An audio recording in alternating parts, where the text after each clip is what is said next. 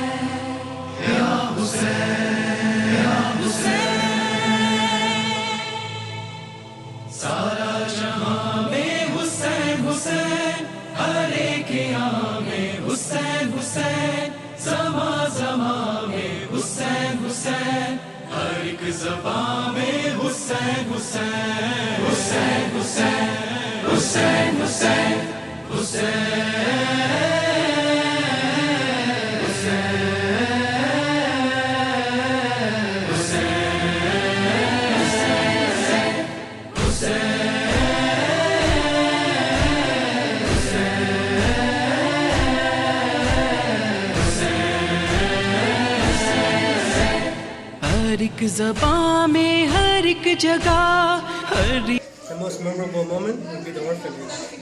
Going to the orphanage, even spending a little bit of time with these kids, whether it be sports or handing out chocolate and chips, it really made you humble and bring you back to earth, understanding what is important in life and what really should make a person happy, more of what they need instead of what they want. Items for the orphanage. Yes. How did that go? Oh, that was excellent. We will put some pictures and stuff on the newsletter, but when we went to the orphanage, you should see the smile on those children. We even took some goodies and chocolates for them, and each child we gave like goodie and chocolate, and you could see at the end they didn't even want to leave us. They were hugging for us to just sit there. We played games with them. We opened some of the suitcases for them to play the games and stuff. It was a memorable moment. Awesome. It made our madrasa children realize that what they have and what those children don't have over there. So we should appreciate what we have. The most memorable moment of our trip was definitely the orphanage. It was just a great experience, and it was nice to see all of the smiling kids' faces. No, I said that wrong. So it was nice to see all of the kids' smiling faces and how we were able to make them so happy. We played soccer with them, and it was just a great experience. I could never forget it. हर एक ज़बां में हर एक जगह हर रीत में होता है अज़ा सारे ज़बां है अलग मगर हुसैन है सबको मिला रहा क्यों ढूंढे हम इसका मायना नहीं है कुछ इसमें सोचना जुलूस और नौ है और अज़ा दुआए ज़हरा की है सिला Imam Hussein's body was Hazrat Ali Asghar. I didn't know that. And on the feet was Hazrat Ali Akbar. I'll always remember that when I hear the مختلف them. I felt the most connected when I was serving and helping with the orphans, because we got to experience what the imams did. They helped out orphans and people that were in need, and we were able to do that. So it was just a very great moment. Well, on this trip, obviously, we did Ziarat with the group, some madrasas, but the full connection felt closer. Is when I was alone, going to the harams, praying, the turqat namaz for the imams. That's when you feel more connected. Even just sitting on your own, reciting du'as, you feel that connection that you otherwise would not feel. So being on your own and understanding yourself or trying to connect is the time when I felt most connected, closer to the imams. Okay. On your trip, when did you feel the most connected to your Imam and Allah subhanahu wa ta'ala? That would definitely be Masjid al-Sahala. It was a crazy thing to think that in the masjid with you somewhere was the 12th Imam. And so it was just so amazing to think that he was actually there. So I just felt so connected.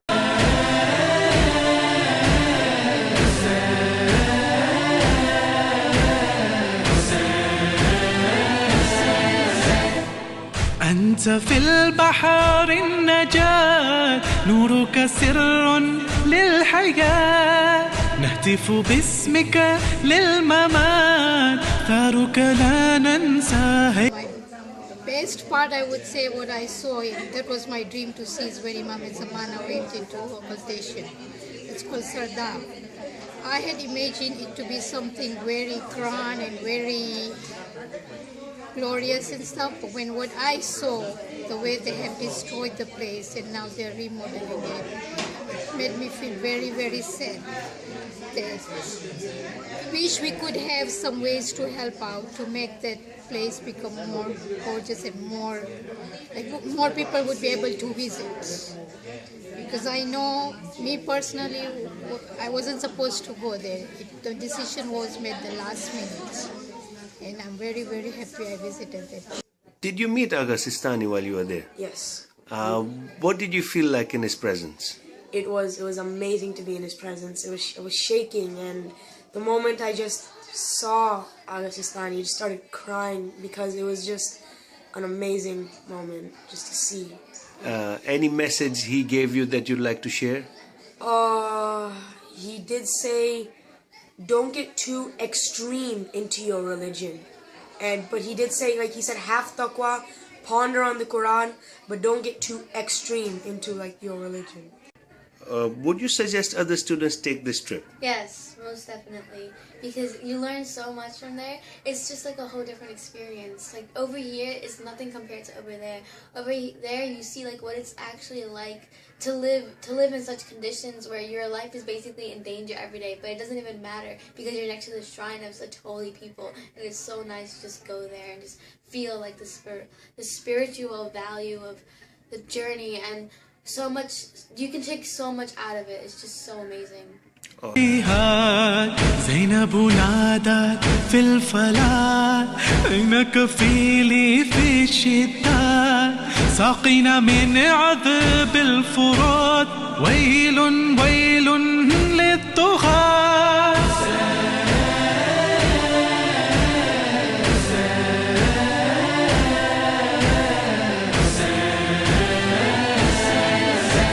شش گوشه گشنگ تو هر کی دیده اینو میگه راهن بده پایام آقا تو حرمت یه بار دیگه از همه جرونده منم اونی که جا مونده منم اونی که بالا پرشا عشق تو سازنده منم. Absolutely would recommend this trip for anybody who hasn't been, and also anybody who hasn't been for a very long time. And also those who have been, I recommend you go again. Right now the doors of going to Iraq are open, alhamdulillah. We should take advantage of it and we should make haste. No one would have ever imagined in their wildest of imaginations the doors of Sham would be closed to us today. But look at how the situation, the political climax, the political condition has changed, and we're unable to go to Ziyarah of Bibi Zainab alayhi salam. So anything you can do to go to Ziyarah of Aba-Abdillah, please take advantage, take haste, and Allah will open your doors in unimaginable ways. Thank you. For all madrasa students, I would just have one advice. Be thankful for what you have. If you get a chance, make this trip and see for yourself what we have in this world and what the other children don't have. And you will really appreciate it.